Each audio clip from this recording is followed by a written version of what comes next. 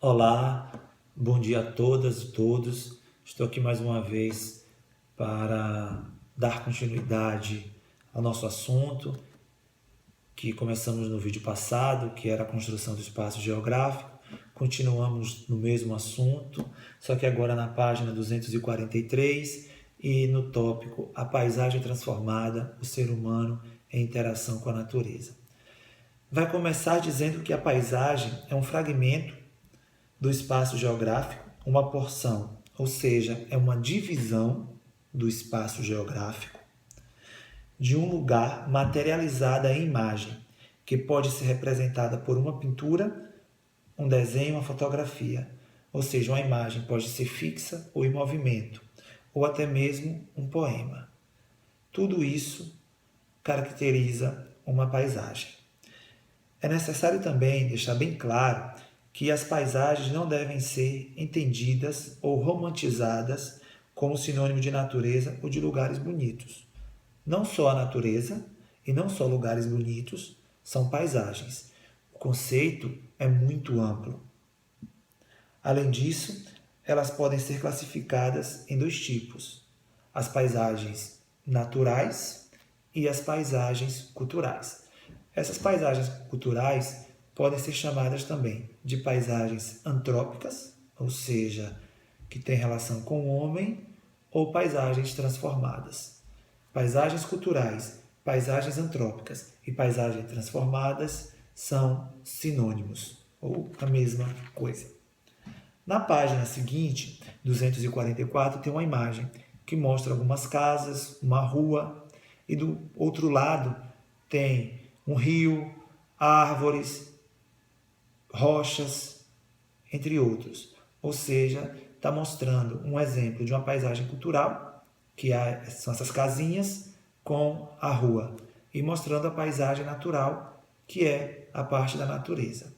Só que aqui nós podemos também chamar essa imagem de paisagem mista, porque a paisagem cultural está convivendo com a paisagem natural em um mesmo lugar. Então, pode ser classificada, chamada de paisagem mista. Outra coisa importante para poder passar para vocês, que diz assim: as paisagens naturais demoram muito tempo para sofrer mudanças significativas.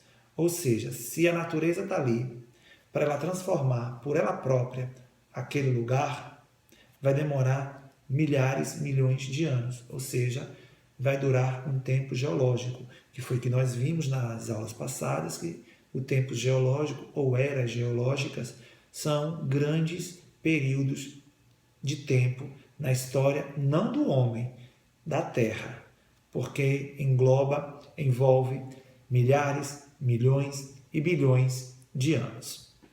Então, como por exemplo, há 200 milhões de anos atrás, não existia aqui na América do Sul as Cordilheiras dos Andes. Com o passar do tempo, esse tempo, milhões de anos, o choque das placas tectônicas de Nazca com a placa tectônica da América do Sul fez surgir a Cordilheira dos Andes, que é uma paisagem natural. Ou seja, para aquele lugar natural se modificar, demorou milhões de anos. E só a ação do homem, a ação humana, é capaz de acelerar esse processo de mudança da natureza. Então, o ser humano é o principal modificador, transformador das paisagens naturais em paisagens culturais, né?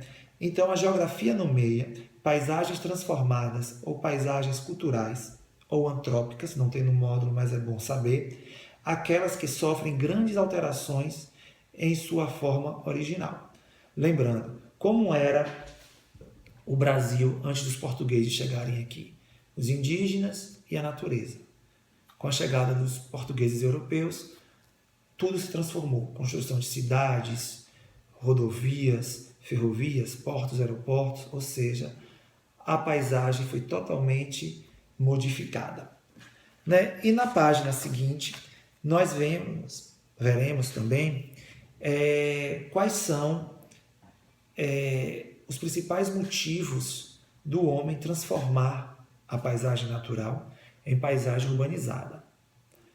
Diz que diz que as razões, além do trabalho, são as atividades físicas e intelectuais. Mas a mais importante não está no módulo, mas está nas entrelinhas do capítulo do assunto, é a questão econômica. A questão econômica é o principal modificador da paisagem. Por exemplo, uma cidade tem 5 shopping centers.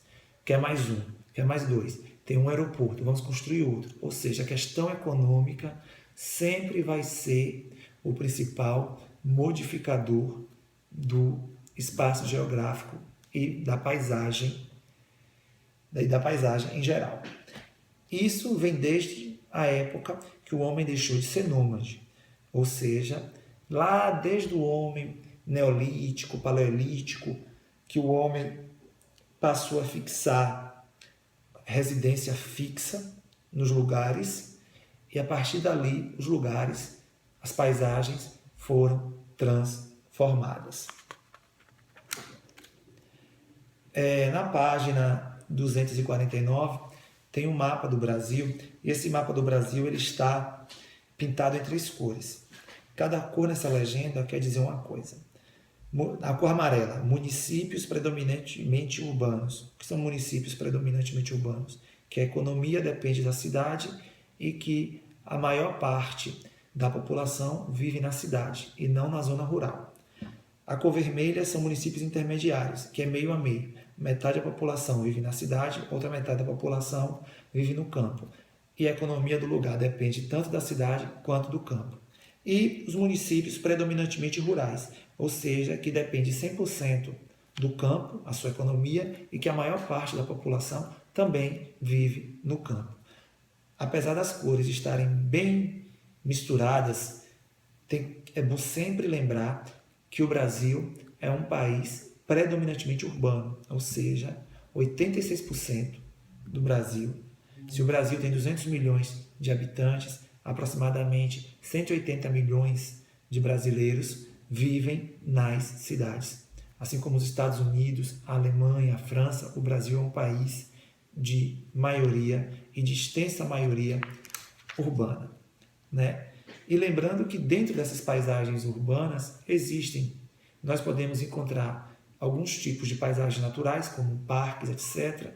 E podemos encontrar outros tipos de paisagens urbanas dentro da paisagem urbana, ou seja, que são paisagens mais poluídas, com muita informação, como no módulo está mostrando na página 250, provavelmente deve ser a rua São Luís, no Maranhão, mas poderia ser 25 de março em São Paulo, Avenida 7 em Salvador, ou seja, com muitas placas de publicidade, muita gente passando, indo e voltando, anúncios, etc.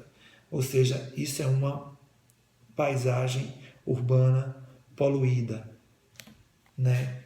Que não só a poluição atmosférica, a poluição da paisagem visual também é importante. Lembrando mais uma vez que o ser humano é o principal modificador das paisagens naturais.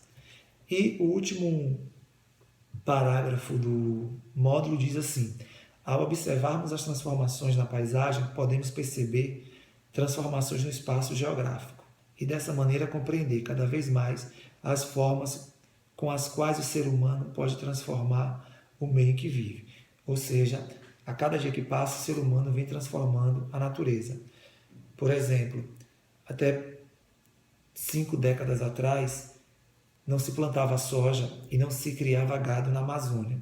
Hoje, os principais devastadores da floresta amazônica são os criadores de gado e os plantadores de soja, ou seja, a agropecuária. Então, lembrando que o fator econômico sempre vai ser determinante. Ok? Abraço a todos e até o próximo vídeo. O próximo vídeo vai ser a correção da atividade deste capítulo. Tchau!